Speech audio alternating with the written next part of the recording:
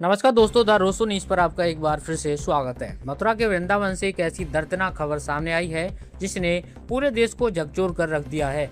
यमुना नदी में हुए भीषण नाव हादसे में अब तक 15 श्रद्धालुओं की मौत हो चुकी है, जबकि 22 लोगों को रेस्क्यू कर सुरक्षित बाहर निकाला गया है।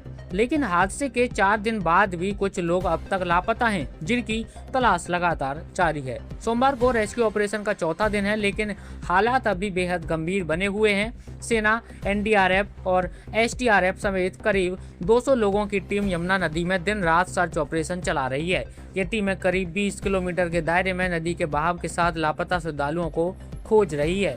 इसी बीच सोमवार सुबह करीब 8 बजे नदी में 2 और शव मिलने से माहौल और भी गमगीन हो गया।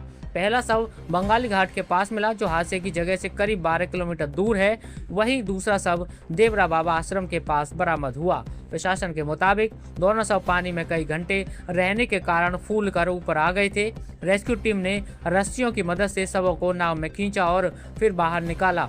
बाद में परिजनों ने दोनों की पहचान की, जिसके बाद मौके पर मौजूद लोगों की आंखें नम हो गईं।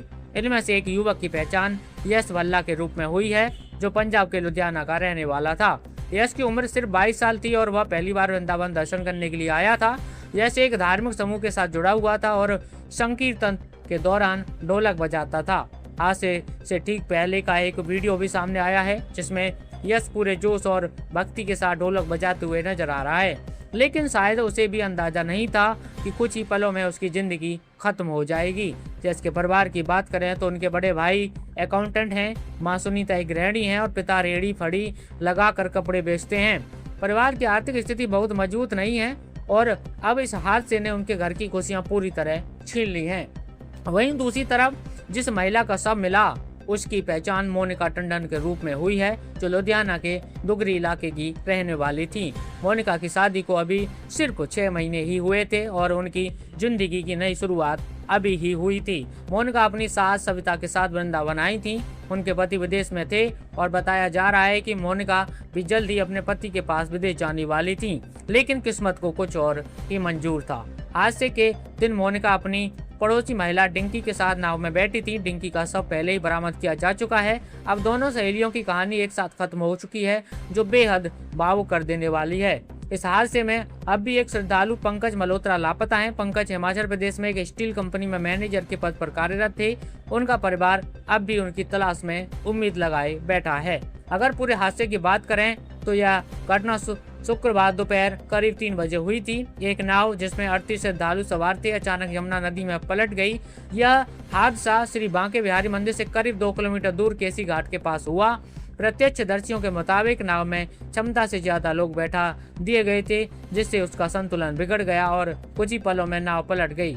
हादसे के वक्त कई लोग लाइफ जैकेट भी नहीं पहने हुए थे, जो सुरक्षा में बड़ी लापरवाही को दर्शाता है। घटना के तुरंत बाद स्थानीय लोगों ने रेस्क्यू की कोशिश शुरू की, लेकिन नदी का तेज बहाव और गहराई राहत कार्य में बड़ी बाधा बन गई। बाद में प्रशासन और बचाव दल मौके पर पहुंचे और बड़े स्तर पर ऑपरेशन शुरू किया। इस मामले में पुलिस ने सख्त कार्रवाई करते हुए नाविक पप्पू निषाद और पांटून पुल के ठेकेदार नारायण शर्मा को गिरफ्तार कर जेल भेज दिया है। आरोप है कि नाविक ने जुगल घाट से श्रद्धालुओं को बैठाया और सुरक्षा नियमों का पालन नहीं किया। प्रशासन का कहना है कि इस पूरे मामले की गहन जांच की जा रही है और जो भी दोषी पाया जाएगा उसके खिलाफ सख्त से सख्त कार्रवाई की जाएगी।